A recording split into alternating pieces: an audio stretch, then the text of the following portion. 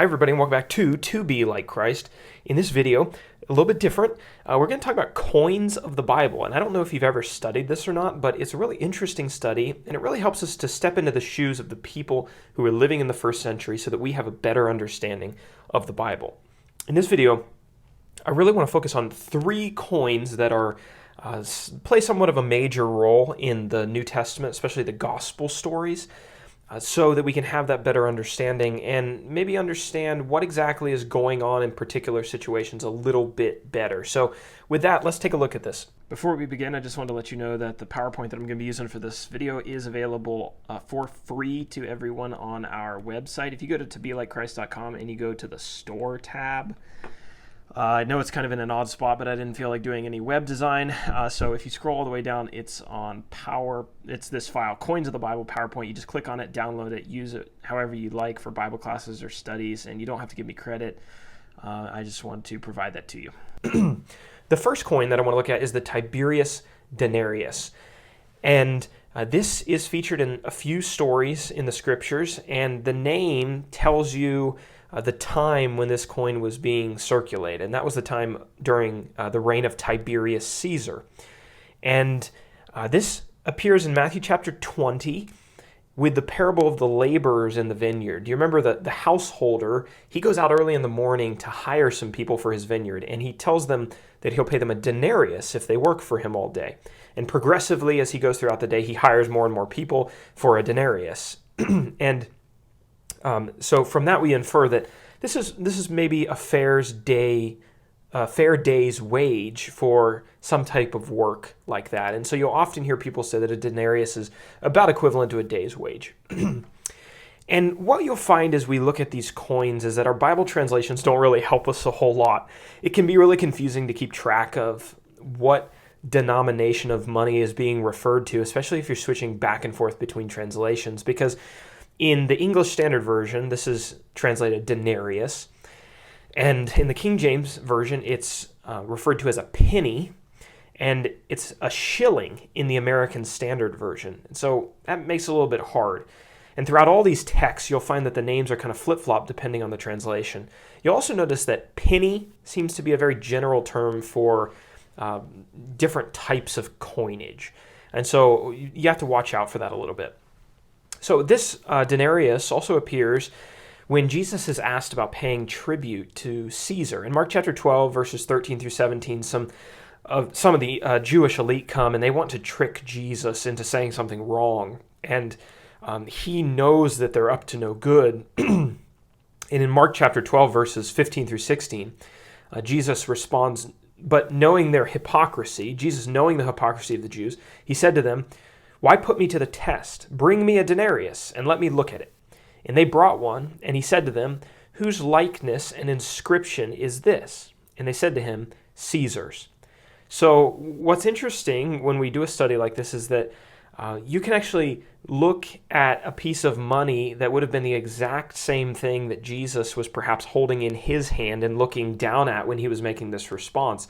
It is Tiberius's image that is born on this denarius, and so that's the image that Jesus almost certainly would have been looking down at when he was making this comment. And you can actually still buy these coins online. They're pretty expensive, but if you want to own one, you can do that. They're still around. Many people also suggest that it was this denarius that was the silver coin referred to in the parable of the lost coin in Luke chapter 15, verses 8 through 10. So you remember there's a woman and she has 10 coins and it says that they're silver. And she loses one and she's sweeping her house and she's trying to find it, and eventually she finds it and she rejoices. Well, just like the coins we have today, there were coins made out of different materials, and these in this parable were silver, and so it leads many people to think that those were also denariuses, just like the ones that Jesus was referring to in Mark 12. So here's the second coin. It really one of the more popular coins because there's a great story about Jesus and a widow who was giving some of these coins into the treasury. But first, there's another reference to these. Jesus is preaching and teaching, and he's talking about settling accounts with an accuser in Luke chapter 12, verse 59. And he ends that discussion by saying that if you don't settle, someone will say to you, I tell you, you will never get out until you have paid the very last penny. Or basically, you won't get out of your trouble until you've paid me the very last cent, we would say. And that's translated mite in the King James Version. Again, it's penny in the ESV. And then, so that we have the famous story as well with the woman, the widow who had 2 mites. That's all that she had to give.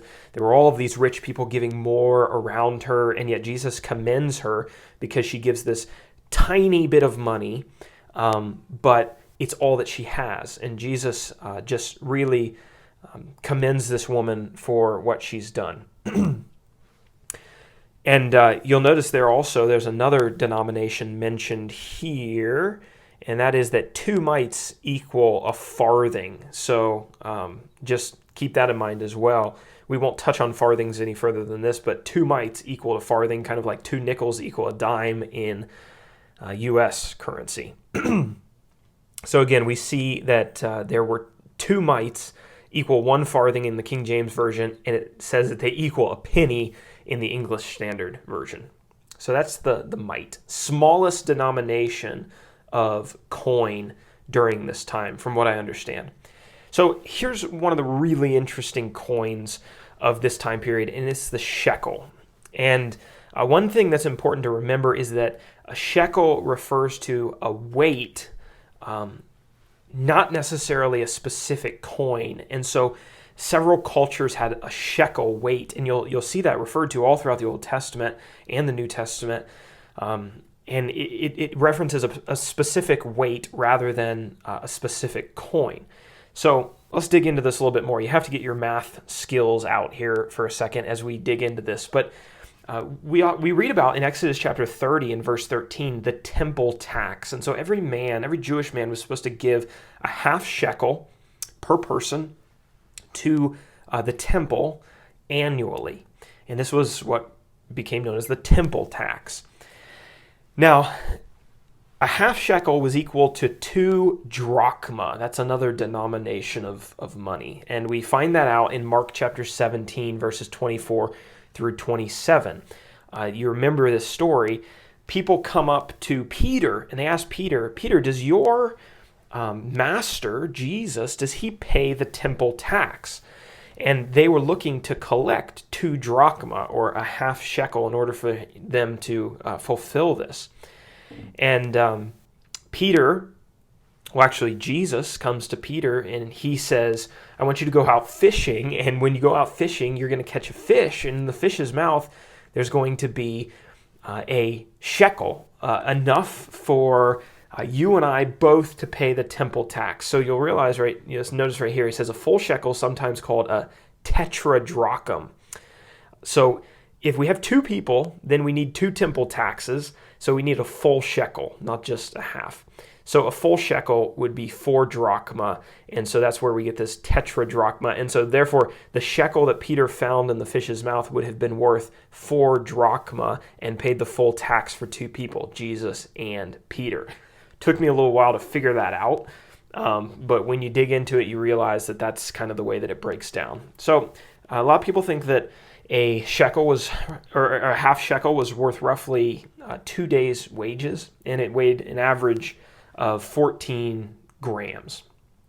And this is where it really begins to get interesting, and how we can read this history and better understand what's going on in the biblical text. And so this temple tax was not paid with common money. So people weren't paying this with the denarius that we just talked about, or the mite, or the penny. This was being paid in the only currency that was accepted by the temple authorities and the rabbis.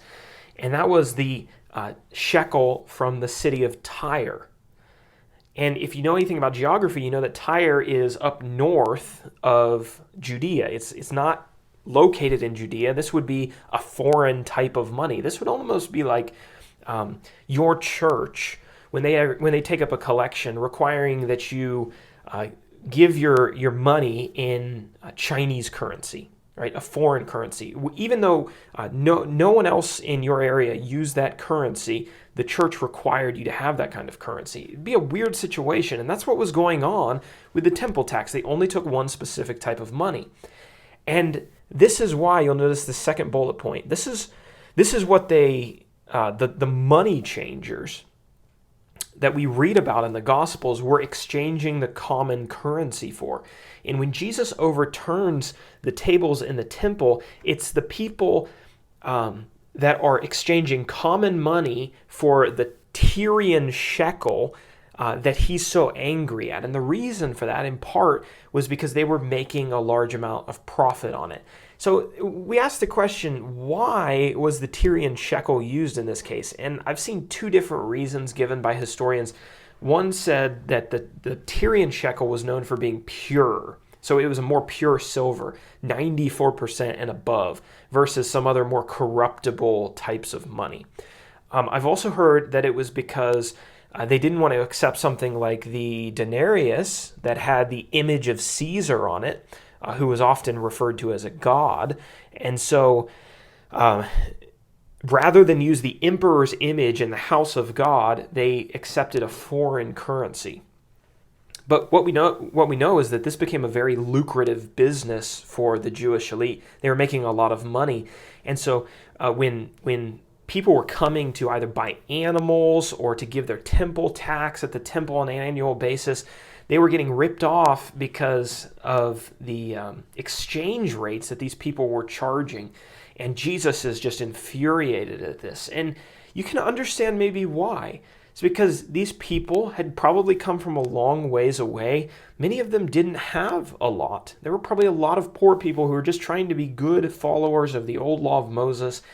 And they had come, they didn't have a lot of money. Even Jesus' family didn't have a lot of money, but they were trying to do what was right, and they were getting ripped off. And they were making it, or the Jewish elite were making it hard for people to worship God in the way that he had instructed them, because they were just lining their pockets with this totally corrupt system that they had invented. And so Jesus is angry. And when you kind of put all that in perspective, and maybe you see Jesus sitting in the temple watching these people be robbed, these people who have, next to nothing, it's not difficult to understand why he would be as angry as he was. And what's worse is the hypocrisy that went on here. And so you'll notice that using this tyrian shekel actually broke 2 of the 10 commandments.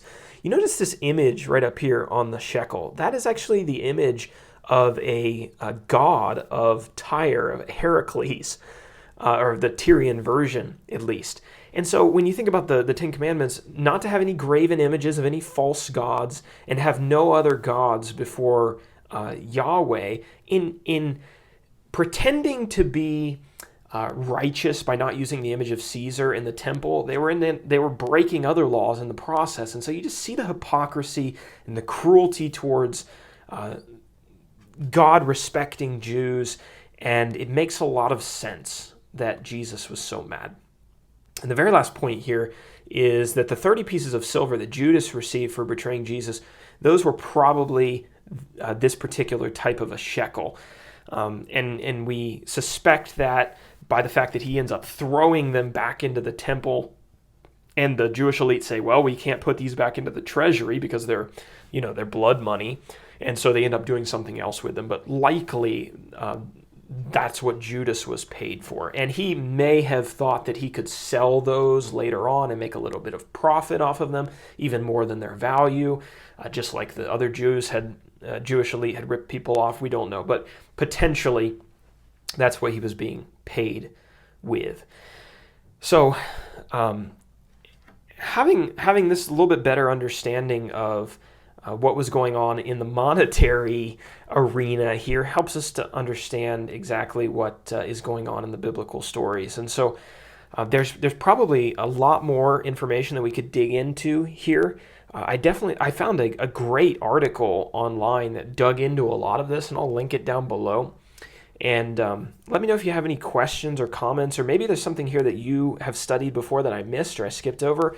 Any more insights? I'd love to hear them. I enjoy studying this stuff. And so let me know down in the comments below. Remember to subscribe to the channel if you haven't already, and like the video. And I will see you guys in the next one.